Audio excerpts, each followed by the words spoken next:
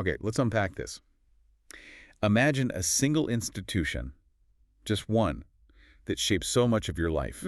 We're talking taxes, health insurance, even how your kids are legally seen. Yeah.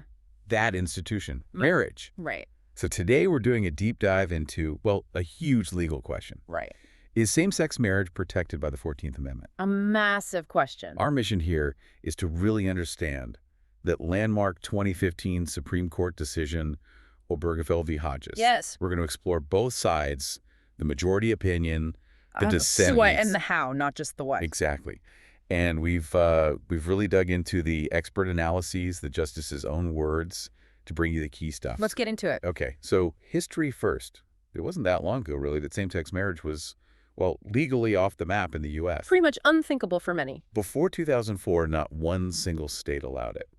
But then, things started moving. Yeah, and what's fascinating is just how fast things started changing, legally and publicly. Even before '04, you saw a movement. Like Vermont. Like Vermont, yeah. In 1999, their Baker v. State case recognized civil unions. So many of the same rights, but not marriage itself. Still a step, though. A big step. Then, 2003, Massachusetts. The Goodridge case. That was truly groundbreaking. How so? Their highest court basically said limiting marriage to opposite-sex couples.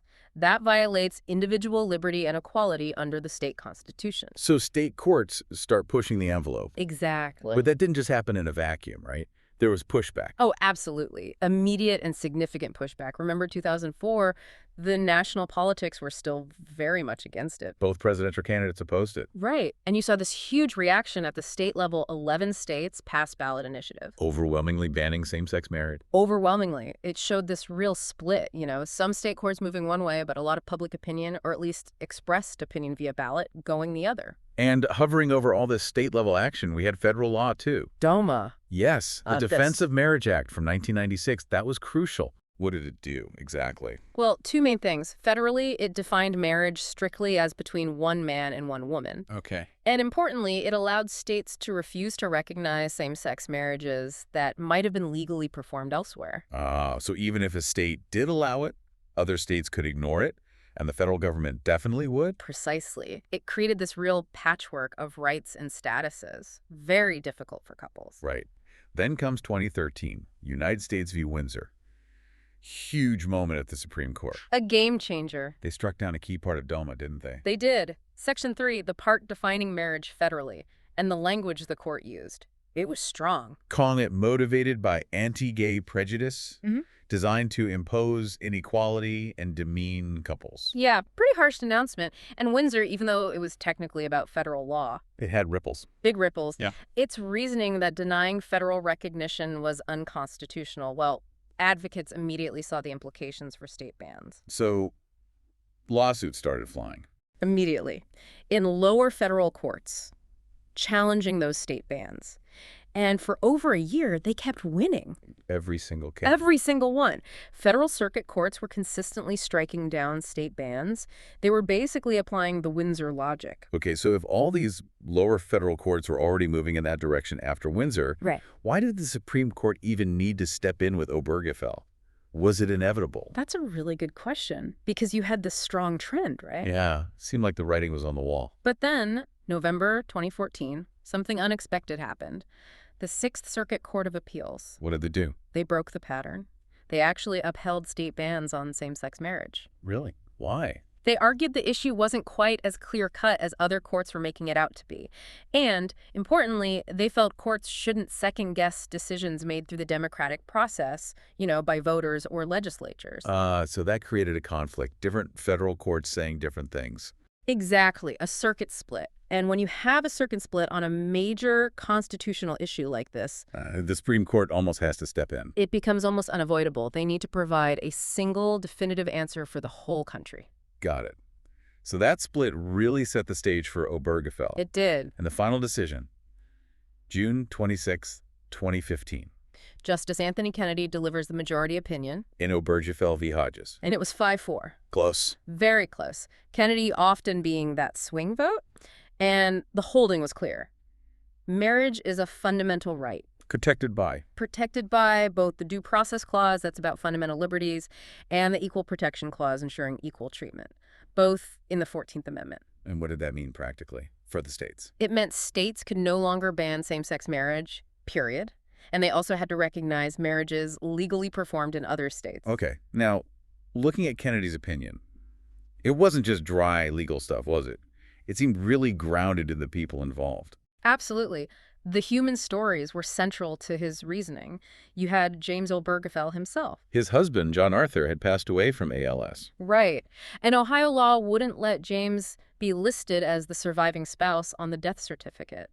Kennedy quoted Obergefell saying they were made strangers even in death. Wow. That's powerful. Incredibly powerful. Or April DeBoer and Jane Rouse in Michigan.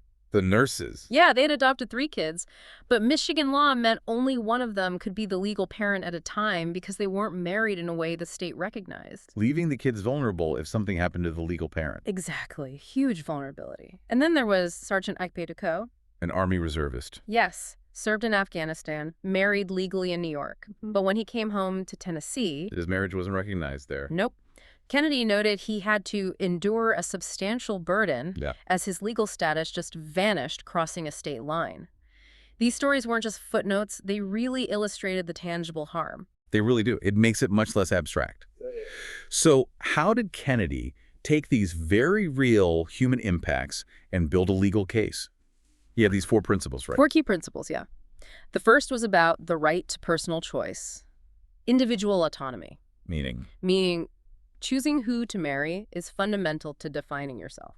He connected it to other big life choices, contraception, raising children. It's about shaping your own destiny, finding security, connection, basic human stuff. Okay, personal choice. What was number 2? Second, he talked about marriage supporting a unique 2-person union unlike any other. Special kind of bond. Exactly. Irreplaceable, committed.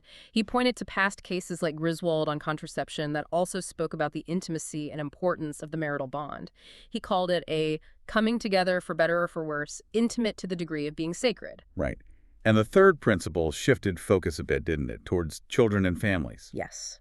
Third, he argued marriage safeguards children and families. He pointed out, look, there are hundreds of thousands of kids being raised by same-sex couples right now. A reality on the ground. A reality. And excluding their parents from marriage, he said, actually conflicts with a central premise of the right to marry, which is about providing stability for families. It harms kids with stigma, material costs. And he addressed the procreation argument. Explicitly. He noted that the ability or even the desire to have biological children has never been a legal requirement for marriage. Plenty of opposite-sex couples can't or choose not to have kids, and their marriages are perfectly valid. Okay. And the final, 4th point. 4th, he zoomed out. He called marriage a keystone of our social order. The foundation of society. The foundation of the family and of society, yes. Right. And he listed all the ways government links rights and benefits to marriage taxes, inheritance, hospital visits, adoption. It's a huge list. So excluding people cuts them off from all that. Exactly. He said it demeans gays and lesbians for the state to lock them out of a central institution, creates instability. Now, there was pushback on the idea the court was moving too fast, right? That maybe they should have waited for more states or Congress to act. Judicial restraint. Yes, that argument was definitely raised. But Kennedy tackled it head on. Oh. He basically said, look, there's been tons of deliberation already. Decades of it. Referendums, legislative fights, campaigns, lawsuits. This wasn't sudden. It had been debated extensively. Extensively. And, crucially, he argued that asserting a fundamental right doesn't depend on waiting for legislation. Rights aren't up for a vote. The Constitution puts some things beyond politics. That was his point. The whole idea of the Constitution, he wrote, was to withdraw certain subjects from the vicissitudes of political controversy. Courts are there to protect those fundamental principles. Okay, but one more point on the majority religious freedom. Did the ruling address that? Because that was a big concern for opponents. Yes. Kennedy included specific language on that. He acknowledged that religions and believers can continue to advocate sincerely against same-sex marriage based on their doctrines. But the Constitution doesn't let the state use those religious objections to deny same-sex couples the right to marry on the same terms as opposite-sex couples. So protection for religious belief, but not for using it as a basis for state law denying marriage. That's the distinction he drew, a careful balance. Okay, but like you said, 5-4 decision, there was strong disagreement. Let's pivot to the dissent. Chief Justice Roberts wrote a main one. Yes, joined by Scalia and Thomas. And his view was fundamentally different. What was his core argument? Judicial overreach. He basically said, look, we're unelected lawyers. Deciding who can marry, that's no place for the court. That's a job for the people, through their elected legislators. The job of the legislature and not the judiciary. He seemed really focused on the court's role. Deeply. He stated it flat out. This court is not a legislature. Whether same-sex marriage is a good idea should be of no concern to us. The court's job is to say what the law is, not what it should be. And he felt the majority cross that line. He accused them of taking an extraordinary step, ordering every state to change its laws based on their new insight. He called it an act of will, not legal judgment. Wow. He even invoked cases like Lochner and Dred Scott. That's strong language in legal circles. What was he signaling there? He was signaling a profound warning. Lochner and Dred Scott are infamous examples of the court, according to critics, substituting its own policy views for law. Judicial activism at its worst in that view. Exactly. So by bringing them up, Roberts was framing the Obergefell majority decision as potentially belonging to that same discredited tradition, a serious charge about abandoning judicial principles. So for Roberts, the fundamental right to marry already existed, but it didn't mean states had to redefine marriage. That's right. He argued the right was always understood within the existing definition. And for millennia, across cultures, Marriage meant one man, one woman. that was his point. A definition tied, historically at least, to procreation and raising kids. That's the understanding, he argued, that existed when the 14th Amendment was adopted. Did he acknowledge that marriage has changed in some ways? He did. He mentioned things like, arranged marriages fading out, or coverture, where women lost legal rights upon marriage being abolished. But those changes didn't touch the core definition. That was his argument. He said the core meaning of marriage has endured. Prior cases like Loving v. Virginia, the interracial marriage case. He saw those as removing restrictions on the traditional definition, not changing the definition itself. Exactly. They didn't redefine who could marry, just removed a discriminatory barrier like race. And he pushed back on using privacy cases like Lawrence v. Texas. The case striking down laws against same-sex intimacy. Right. Roberts said Lawrence was about government intruding into private life. Marriage laws, he argued, are different. They're about the state granting or withholding public recognition, not interfering with private conduct. Okay, and this leads to his slippery slope concern, doesn't it? It does. If individual autonomy and choice are the basis, he asked, why stop at two people? Why not plural marriage? Why wouldn't the same reasoning apply to a family of 3 or more persons raising children? That was his question. He felt the majority's logic didn't have a clear stopping point. He also seemed worried about the democratic process itself, calling it stealing this issue from the people. Yes, very concerned about that. He argued it was demeaning to the democratic process to assume voters couldn't handle this sensitive issue rationally. And that court decisions shut down debate. Right. When voters or legislatures decide, even if you lose, you can keep advocating, try to change minds later. But when the court decides, it puts a stop to all that. That was his phrase. It takes the issue out of democratic hands. For him, that short-circuited an important societal conversation. And finally, like the majority, he also addressed religious liberty, but from the opposite perspective. Very much so. He worried deeply about it, pointing out religious freedom is explicitly in the Constitution, unlike, in his view, the right the majority created. He felt the majority's assurances weren't enough. Not nearly enough. He noted the majority said believers could still advocate and teach, but the First Amendment guarantees the right to exercise religion. A crucial difference, he thought. What kind of problems did he foresee? Hard questions, he called them. Religious colleges providing married housing only to opposite-sex couples. Adoption agencies with religious objections. He even pointed out the government's lawyer acknowledged that the tax-exempt status of some religious institutions might be challenged down the line. So, real potential conflicts between this new right and existing religious freedom protections. That was his fear. He concluded pretty starkly. People of faith can take no comfort in the treatment they receive from the majority today. So, 2 very different paths.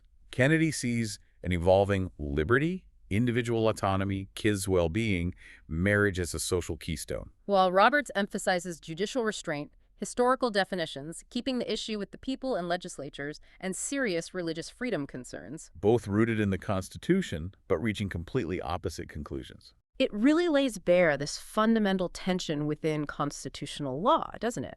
Okay. How do we interpret rights? What's the court's proper role? This deep dive really highlights that ongoing debate. And it leaves us, and you listening, with a big question, I think.